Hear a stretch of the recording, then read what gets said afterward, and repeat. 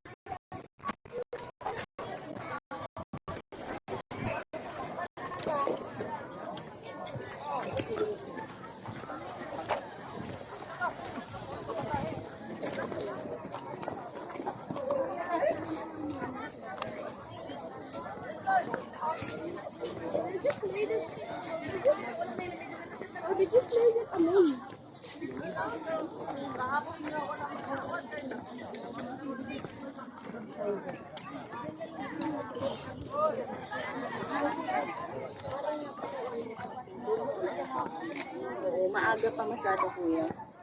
Ano sabi ng outfit natin? Natawa ako kanina.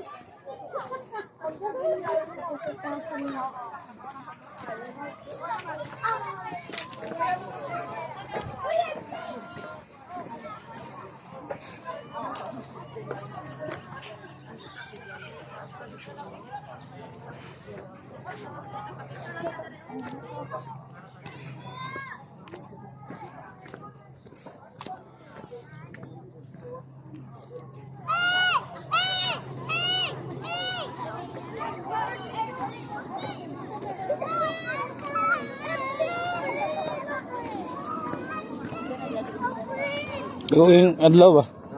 Gawing adlaw ba?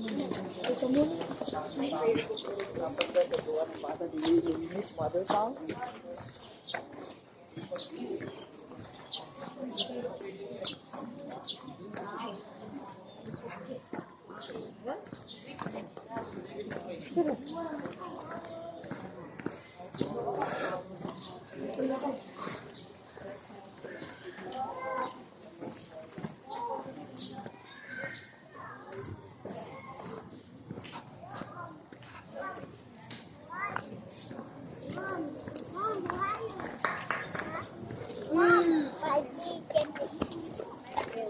please, Mom.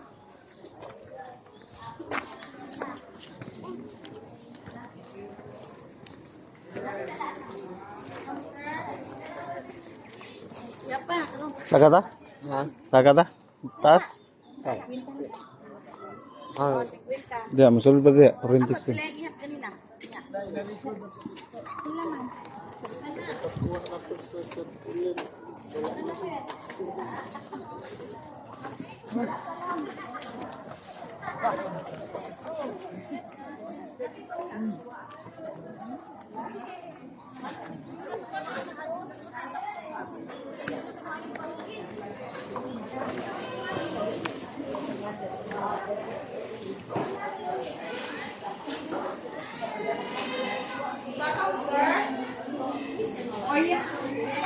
Ah, thank you, ma'am.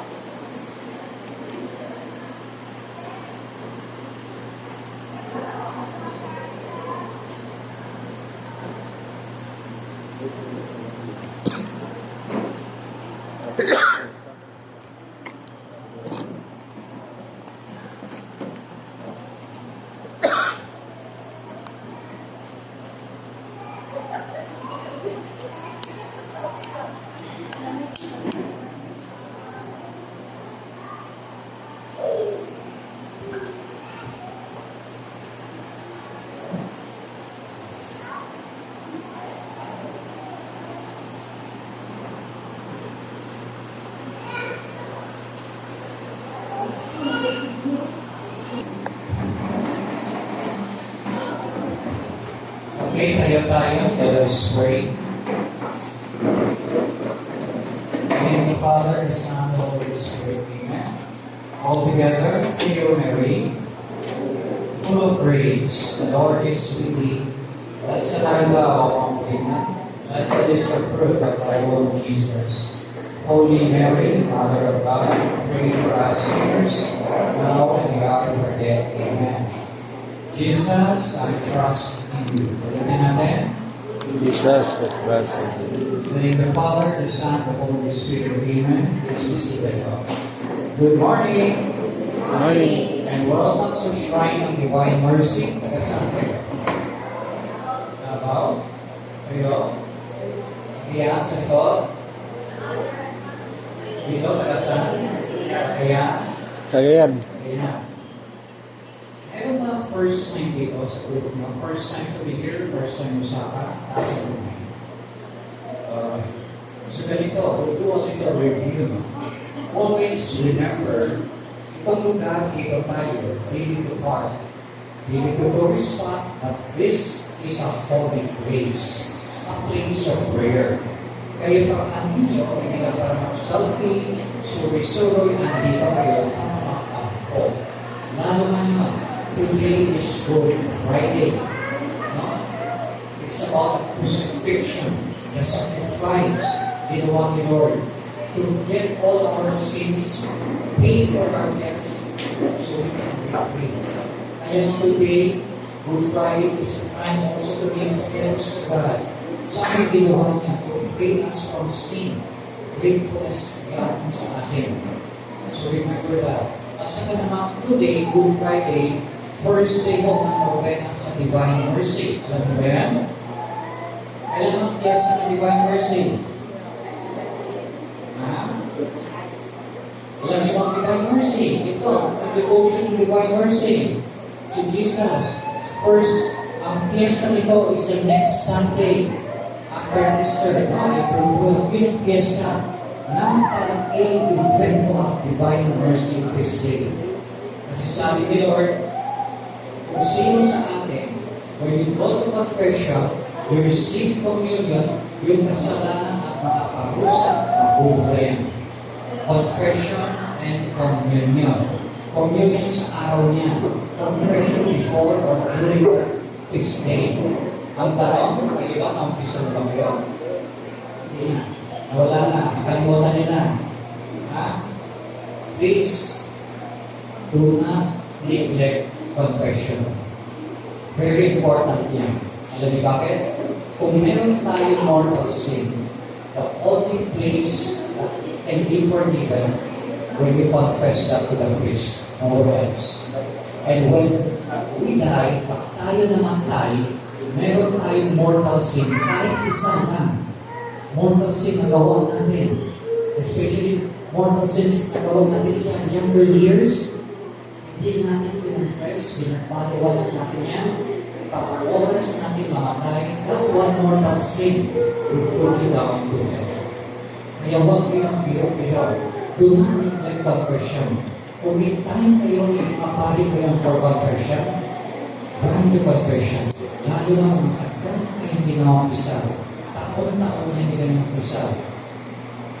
Remember, lahat tayo mamamatay. You can die 5 minutes from now. You can die pag-uwi nyo.